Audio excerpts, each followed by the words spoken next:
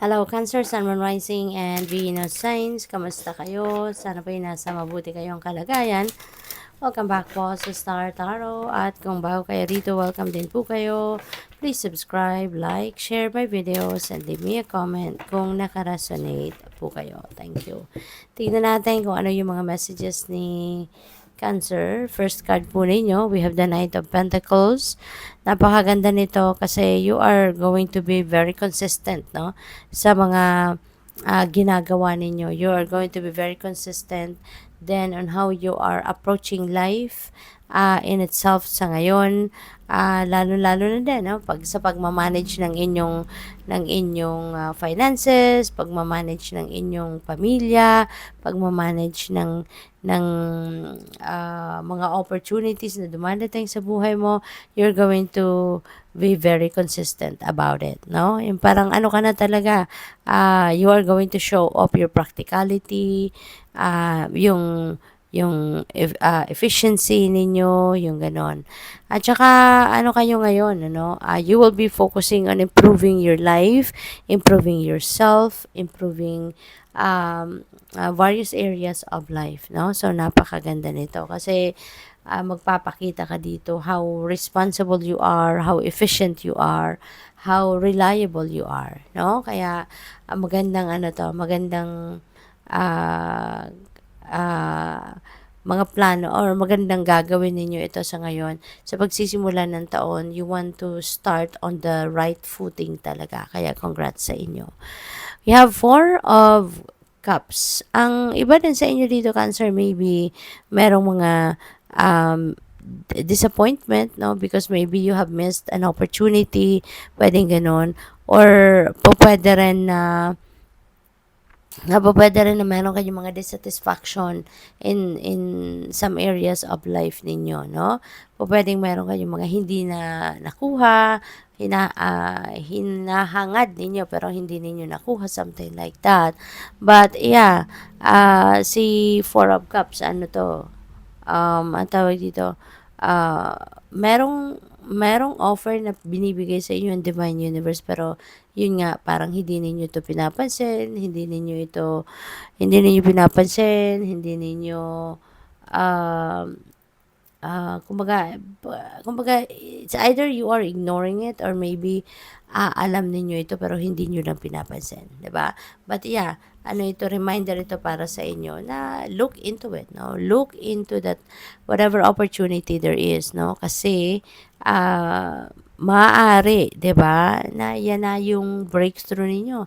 Maaari na yan na yung hinahangad ninyo, 'di ba? You never know hangga't hindi mo ito papansinin. Kaya heads up ito sa inyo na there is an opportunity that you need to look into at huwag ka nang mag-focus doon sa kung ano man yung mga na-miss ninyong oportunidad or kung ano man yung mga naging dahilan ng pagiging bored ninyo, pagiging, tawag dito, walang gana, 'di ba? Walang amor sa buhay, yung ganon.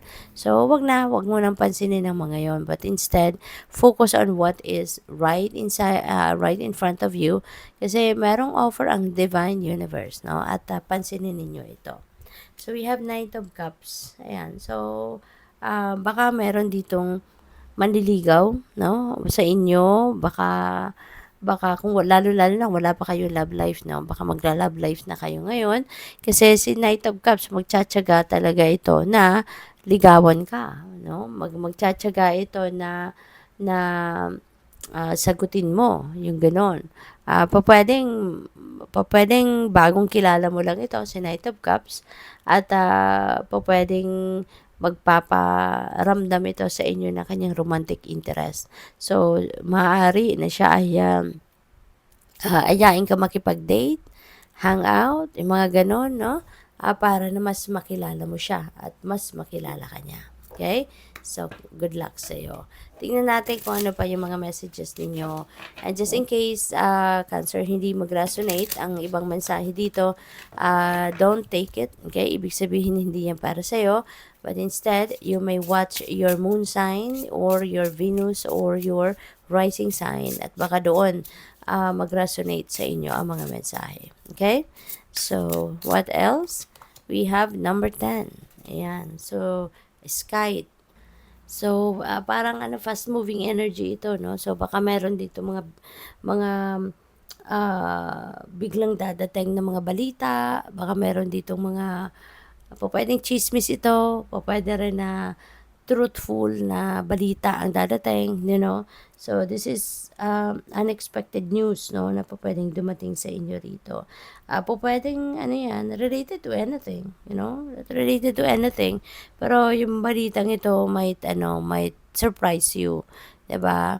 Maaaring ikakagulat mo 'to, maaaring hindi mo 'to inaasahan na magkakaroon ka ng ganitong balita, no, na mare-receive sa ngayon. Possible din na meron ditong dadating na pera, 'di ba? Money might come in, okay? Pero yung perang ito, kung gaano kabilis dumating ang perang ito, gano'n din kabilis itong aalis or gano'n din kadali ito magagastos, no, yung gano'n. So, yung next message ninyo is Lily, which is really exciting. Kasi masaya to, no? Si Lily, meron dito mga blessings na pwedeng dumating sa inyo. There may be new opportunities na po pwedeng dumating. Financial prosperity also po pwedeng ma-experience din ninyo yan. Kaya magiging masaya kayo. You will find parang finally you will find balance, no, in your life, and hindi lang sa iisang parte ng buhay ninyo but could be in other areas of life as well. And pagdating sa love, no, kung meron kang karelasyon, po pwedeng meron ang iba sa inyo dito, siguro yung person ninyo is older than you, whether ikaw yung babae or whether ikaw yung lalaki, pwedeng ganon. So, possible din na yung mandiligaw sa inyo dito is definitely an older person, no? Older than you. So, congrats. We have man. Ayan. So, possible talaga, no, na merong mandiligaw para sa iba sa inyo. This is also masculine energy. So, sa ngayon, mas mas parang magpapakita kayo sa ngayon ng strength, 'di ba? Yung tiwala sa sarili, yung ganon.